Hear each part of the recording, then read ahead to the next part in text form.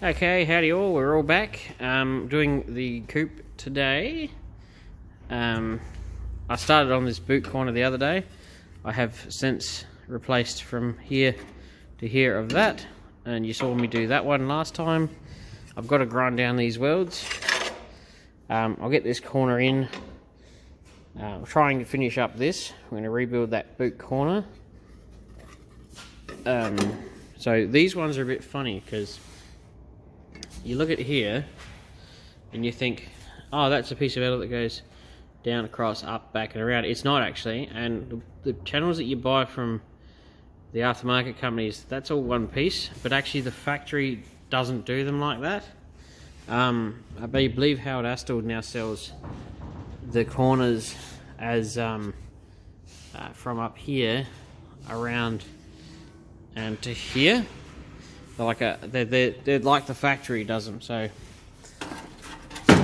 like this. So this is how the factory does it. So this is a factory piece, and it sits under it. So the boot corner is actually this piece, and it comes down and stops here. So I'm going to remake this corner here. So I've redone the bottom and that side, and also that, and this will sit, once I've tweaked it a bit, it will sit nicely under there. And you might say to yourself, oh, why didn't you just buy a boot corner? Well, I'll tell you a little something about the world we live in at the moment and what's going on in Victoria. From what I was told at Rare Spares, who make the corners, or wherever they get it from, their manufacturing who make them are shut down. There is none in stock, and if they don't have any, you can't get them. So I have decided to rebuild this one, mainly because you can't get any new ones at the moment, and you probably won't be for some time. So that's a little hint for anybody getting stuff through Rare Spares. If it's not in stock, I wouldn't be holding your breath on getting it anytime soon. You might pass out. So I'd be recommending you fix what you got. Plus, the other side note is, I've done enough boot corners in these coupes to know that they never, ever fit right. They're actually, the profile's all wrong. I believe they're actually too curved going that way, I think. Whereas this one, you'll notice it's actually quite a flat curve going that way. So this is an original one, and it's going to fit in quite nice and look really nice. So once I've done this, I'll rebuild that corner, because that's actually the very edge of it. It stops there, and it should be out to about here somewhere. So I'll remake that and bend that piece. I've just removed this piece of the under gutter to about here, remake this so that this has something nice to join onto. Might throw that back through the sandblaster shortly, and then that should fit on the underside in there quite nicely. And then we'll grind down these welds, and I'll put this piece in, but depending on how much time I have today, it'll depend on how much I get done. But I did the other day get caught in the corner of it. I did get that brace back in, so the back of this car is actually looking quite lovely, really. I did actually notice something the other day for the first time ever. When I was putting this bracket back in, I was looking down here at these holes where the boot petrol tank goes in, and I thought, oh no, I put it in the wrong spot. Then I go and look here, so that lump there, this has got to be even in the middle of this lump here, and you go, oh, okay. Then you realise when you're putting it on, never bloody focuses, this hole is actually where the back of the lock goes through. There's a rod that goes in the back and pokes in through the actual mech and actually sticks out the other side. So what you got to do is, when you put these in, you got to make sure that that hole is perfectly lined up with there, which it is. And then I was studying it going, because those holes in the fuel tank bolts were throwing me off. I was like, that doesn't seem right, because it's not in the middle. See them? It's off to one side. Then I realised something, and I've never noticed this until the other day. Oh, where's a good bit here? Can you see something that's odd? This lump isn't actually in the middle of the back panel. This style line here lines up with the edge of those and comes down here.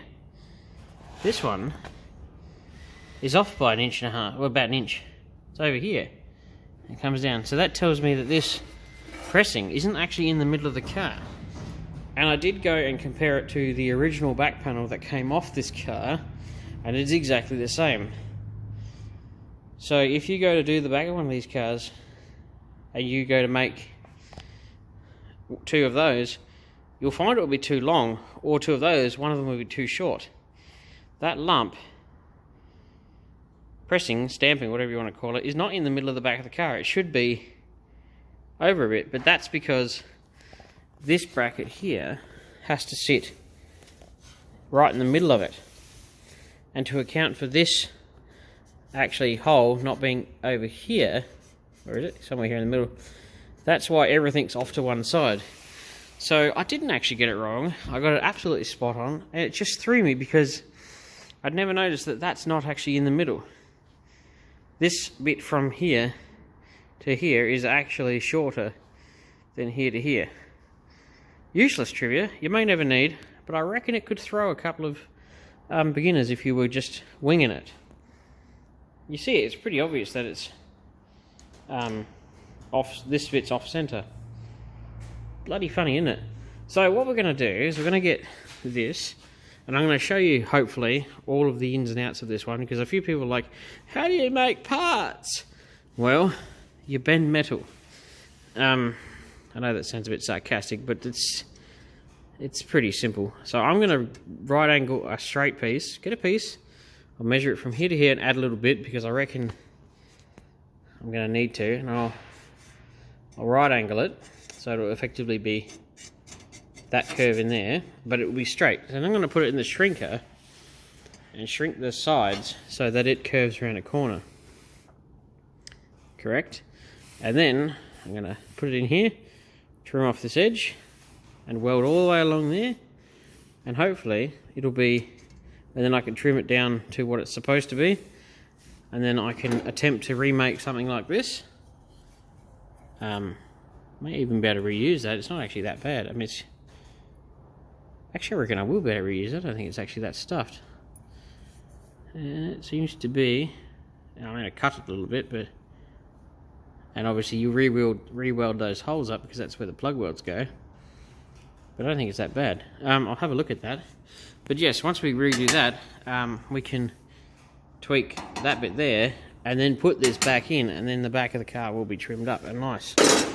And also I trimmed up the other day this edge here and neatened it up. Also I run my hammer and dolly through here on the underside and sharpened up this edge here because they're very, very soft, as in not a very crisp line. So I reshaped all through here to make it better. Oh, and the other day we got that inner piece welded in as well. So we were making good progress. I just didn't film it because I was nursing a very sore thumb or hand or whatever you want to call it, and I was more focused on getting work done.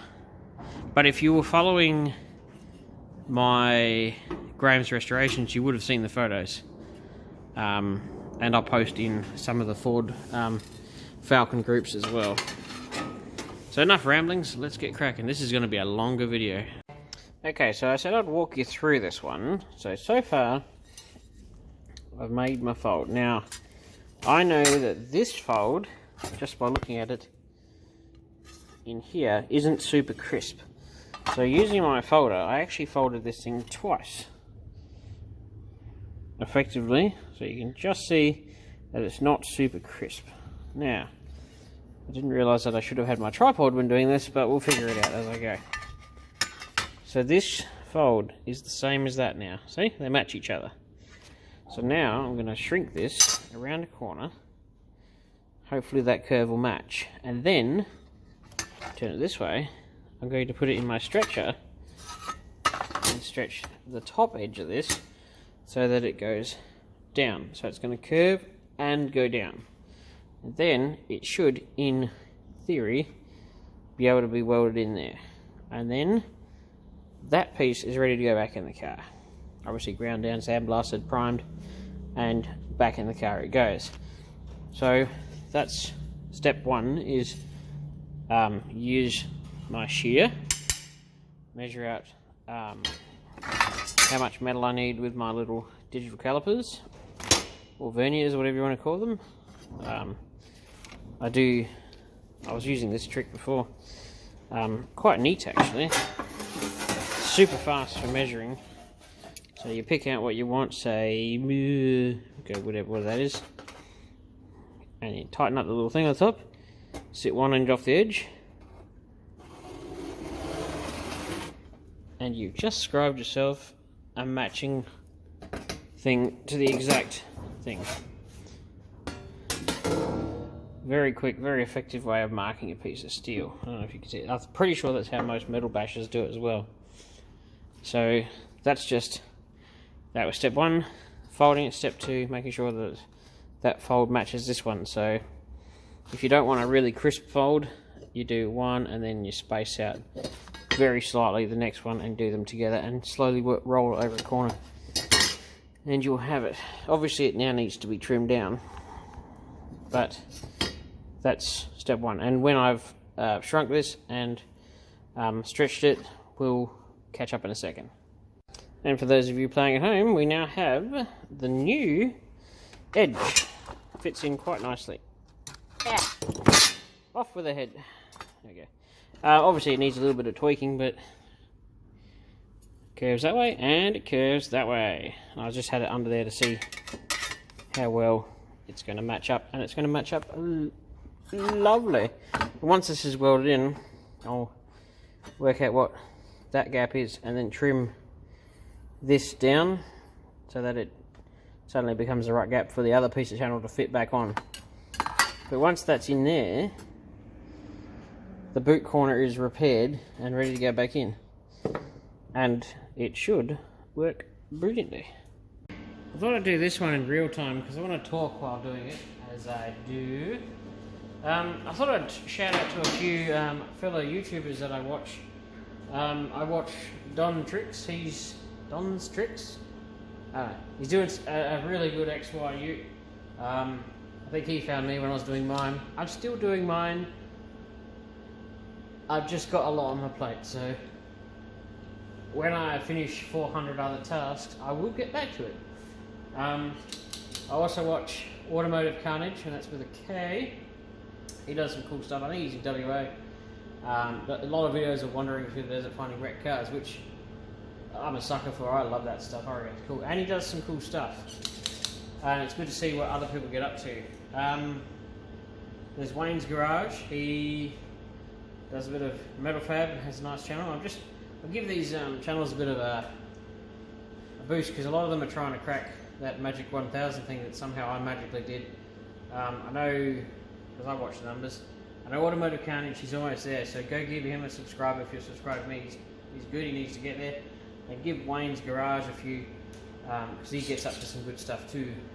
Very talented people. And obviously, everybody knows I'm quite fond of Peter Anderson. I want his brain. Just yeah, so hopefully that's going to balance. So I'm just going to wing this one. I don't really have a table at this height, but what I'm going to do is I'm cutting through the edge. I've got it all clamped in there, and I'm cutting through, and then I'm tacking, cutting until I have it all sitting pretty. And I'll do that in real time because, I don't know, I want to give a bit of a longer video to people. And my weld is all good. I'm going to take off my glasses, get my glove and my helmet so I don't go blind. I always wear a left glove. I should really wear the bigger gloves, but I can hardly feel anything when I'm wearing them. So, and I found out the other day with my wrist brace that, do you know that these melt really, really well? Yeah, so, and yeah, unfortunately my wrist was giving me a bit of grief. Yeah, so, well, let's get cracking. And I've cut through to about there, so now.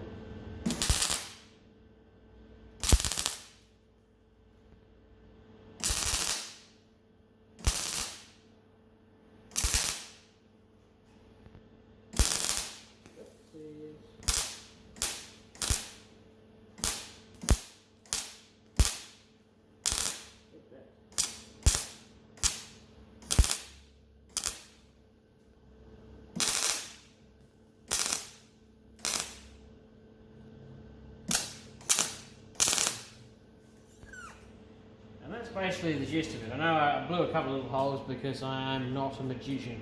I do want to buy a TIG welder one day. I would love to do rust repairs with a TIG welder, but as everything in life, nearly everything's controlled by money, and if I don't have it, I can't get it. So I do everything with my Lincoln Electric 180C. I got that 6 years ago, and it has never failed me. I always use a gas MIG. I used to use gasless back in the day, and then when I went to trade school and learnt my trade, you use gas and you never go back. I also thought it was funny, if you want to be a panel beater, first thing they teach you in trade school is how to weld. And all apprentices spend like a week straight, and I'm talking 8 hours a day, that's all you do. Your first thing you learn is how to weld panel steel and stuff like that. So it's quite funny. I actually loved my trade. The best bit of becoming a panel beater was actually trade school. I loved it. You put roof skins, door skins, quarters on. You do one module where you put a chassis rail in a car, you cut one off and join one in. Oh, it was so much fun. You learn how to oxy weld and all sorts of stuff, which is stuff you don't really do anymore. But so much. I loved it. And as an apprentice, you get paid to be there. I did an adult apprenticeship because I'd already sort of been dabbling with this stuff for so long, and I needed life at the time. I needed a job at the time, and you couldn't get a job unless you were qualified. So I was like, oh, I'll go get it. I did a pre-vocational course at TAFE, and that was basically you learn everything in the first year, and then the end of that course you do 2 weeks on job, and within 3 days they gave me a job. So they're like, here, have an apprenticeship. Okay. Unfortunately, the shop I was at didn't. I had to change shops because they were closing down, amalgamating with a couple of other shops, and at that time I had to go to another one. So I ended up in a fairly big crash shop, and that was so much fun. Whereas in a big crash shop, we were doing 80 to 100 cars a week out the shop, and I was one of 13 panel beaters. That's where I finished my trade. I learnt big chassis repairs on. There's a big frame machine called a Global Jig, which I got very good at because I like being precise. So I got very good at that. So I can do rust repair. It's what I started with. It's what I continue to do in my spare time. But I can do crash work. I can paint and stuff like that. But for this particular business, I'm trying to steer away from painting. It's just not something that I enjoy. I can paint, but I don't actually enjoy it. This I enjoy. I much prefer someone to bring me something that's about to break in half with rust, and I'll just sit there and fix it. It's just what I got good at. Mainly because I was enjoying these cars 10-15 years ago, and I couldn't afford a good one back then, so I was always fixing the really screwed ones. So that's a little insight to my life. But yeah, there's a couple of YouTubers. Give them a shout out and give them a howdy. I love Goon Squad and all those guys. They're that's the dream, isn't it? Unbelievable. Not bad for a couple of young lads just screwing around. I watch Street Machine Carnage. That Scotty, he's pretty good. Quite funny. I love him screwing around with shifters. They get up to good stuff. But yeah, I do watch a lot of YouTube. I did do a computer build video the other day which bombed spectacularly, so don't expect another one of those. I know there was a couple of you who did like it, but considering the views were non-existent, I'm not doing any more. Try to build the channel, not send it backwards. So I'm sticking with what the channel was built doing, me tinkering with this stuff. So the next thing I'm going to be doing is getting my cordless grinder, running a little bit further, peeling off the old piece behind it, and tack, tack, tack, cut, tack to tack, cut, cut, tack to tack. And then once it's all tacked in, I'll cut it, trim it, and then weld it. And this is where I'd love to have a TIG welder, because I could sit there and make it all really pretty. Which I can TIG weld, I just don't own one. So yeah, I'm going to cut this here, I'm actually going to do it, and then you can cut back to when it's finished.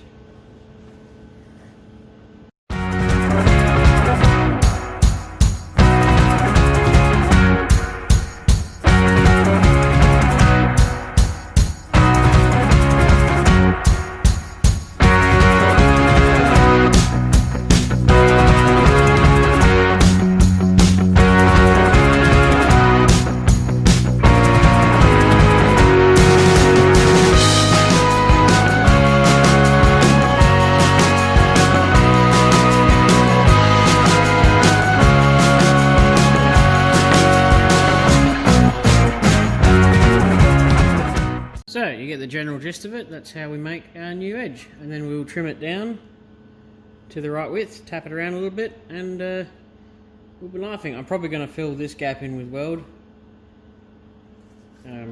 It's not that big of a gap, and I'll see you on the other side. Alrighty, that's it, pretty much done. The new boot, well, not the new boot corner, the old boot corner is repaired and trimmed down. I think it's going to work nicely. I don't know if I'm going to be able to sit this next piece in here without it, but I'm sure I'll give it a round go. So, with a bit of tweaking, that next piece is going to sit over the top. Something, well, you get the general idea. So I'm going to clean it up and actually install it after I repair that small section. Surprise, surprise, an original piece fits good and doesn't look a fit. It actually should look quite nice and original, because you'll have all the original joins and seams, whereas when you put those other ones in there, a lot of them just get bogged over and whatnot, so that'll at least look quite factory. And then one day we're going to tackle the opposite side. But that'll strengthen up the back corner of this car quite a bit. Alrighty chaps, we got our corners. The corner is ready, it's all copper sprayed on the inside. All the plug weld holes are drilled right where a spot welder would be. If my spot welder hadn't booted itself, I would have spot welded this in, and you probably wouldn't have been able to pick it from an original. Well, of course you would have, because it's not original, but anyway. So that's where the plug weld holes are going in. See, I made, you didn't see it, but I replaced the corner there. So this has got a nice lip to sit under. But yeah, I'll do a time lapse of welding this in once I've got it set, and then we can look at putting this bottom corner in. And at that point I think the video is going to be far too long and I'll have to stop, otherwise it'll take 400 years to upload.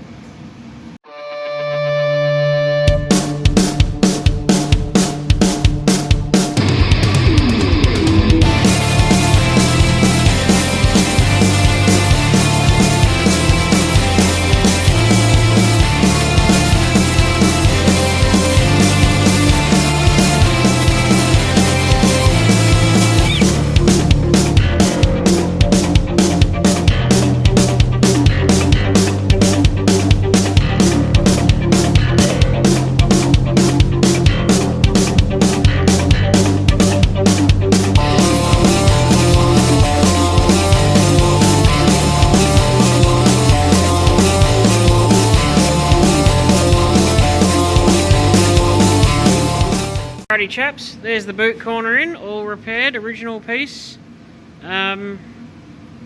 Looking lovely, looking lovely. Just give it a bit of a sand with a orbital. But that's that piece repaired, this piece repaired, that piece made. Well, actually technically if you think about this whole corner, the tail light panel is new, that section is new, that section is new, that section is new, That section is new. That section is new. Piece under there is new. The only piece of this whole corner to survive is this strip through here with this nub in the middle of it. Kind of funny, really. But I think that will do nicely. And then when it comes time to do the painting, you just wipe a bit of seam sealer on the edges like the factory does, and she's done. I'm going to quickly weld this hole up here, because there was this, when the factory put this piece in originally, they put 2 spot welds there, but only one was actually on the panel. So I drilled out a spot weld for no reason, so I'm going to just quickly weld that up. I'll get me a piece of brass, hold it behind it, and then just weld it up so the wire doesn't just go hanging through the edge. But I'm hoping that you chaps like this video. It's going to be a lot longer than I thought, and I know I wanted to get more done, but realistically this is a long video and I doubt anybody will make it to the end. But stuff is happening. If you want to see more, check out my Facebook page, Graham's Restorations. And next week, I'm not doing any videoing over the weekend, but next week we have in an AU Falcon for some rust, and it's a bit special. Well, it's special as it is a relative term, but I think it's pretty special. I think it's pretty flash. And there'll be a few people who like it, probably a few that won't, but I certainly get a kick out. I really hope you enjoyed this video. Don't forget to like, share and subscribe.